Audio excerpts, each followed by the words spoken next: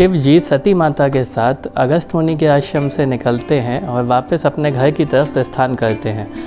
और ये वही समय है जब विष्णु जी ने श्री रामचंद्र के रूप में अवतार लिया है पृथ्वी से दुष्टों का नाश करने के लिए। तो श्री राम जी वनवास के समय में जंगलों में विचरण कर रहे हैं और शिव जी जंगल के रास्ते अपने घर की तरफ जा रहे हैं। हृदय विचारत जात हर केहि विधि दर्शन होई, गुप्त रूप अवतरे प्रभु गए उजान सब कोई। तो शिव जी विचार करते जा रहे हैं। अब दोनों जंगल में हैं, राम जी जंगल में वनवास के दौरान हैं और शिव जी जंगल में वापस घर जाने के दौरान है। तो शिव जी सोचते हुए जा रहे हैं कि किस तरह से श्री राम जी के दर्शन हो जाएं। अब आप कहोगे कि कितना आसान काम है, शिव जी को क्या है, ऐसे गायब हुए पट्टे से और जाके श्री राम जी के सामने पहुंच गए, दर्शन करे, वापस आ गए। लेकिन शिव जी ये सोचते हुए जा रहे हैं कि प्रभु ने गुप्त रूप से अवतार लिया है। गुप्त रूप का मतलब भगवान बताना नहीं चाहते सबको कि देखो हम आ गए हैं। तो गुप्त रूप से अवतार लिया है और अगर शिव जी ऐसे ही दर्शन करने चले जाए श्री राम जी के तो सबको पता चल जाएगा कि श्री राम जी अवतारी पुरुष है।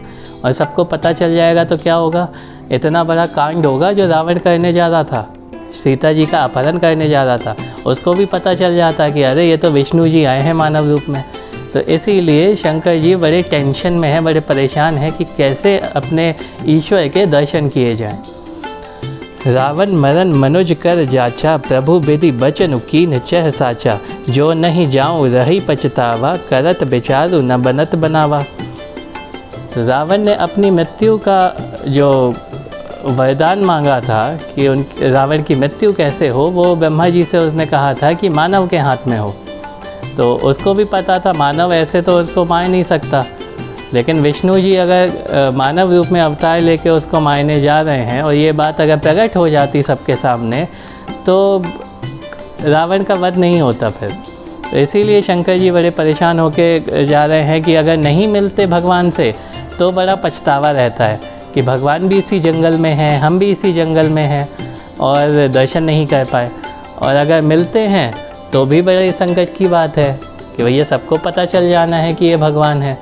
तो यही चीज़ों को जोड़ते हुए अपने दिमाग में शंकर जी बड़े कंफ्यूजिंग होके चले जा रहे हैं कि किस तरह से, कौन से तरीके से, क्या ऐसा आइडिया लगाएं, क्या ऐसा विचार लगाएं कि राम जी के दर्शन उनको मिल जाएं।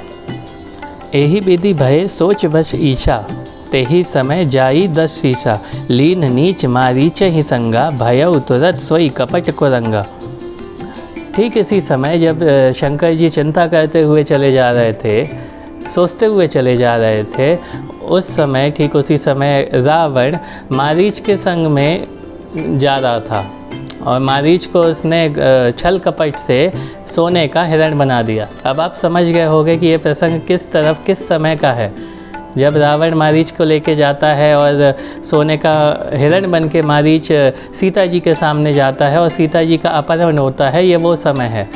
तो शंकर जी वहाँ आ रहे हैं अपने घर की तरफ, राम जी विचरण कर रहे हैं सीता जी और लक्ष्मण जी के साथ वनवास के दौरान, और रावण सीता जी का हरण करने के लिए जा रहा है मारीच के संग।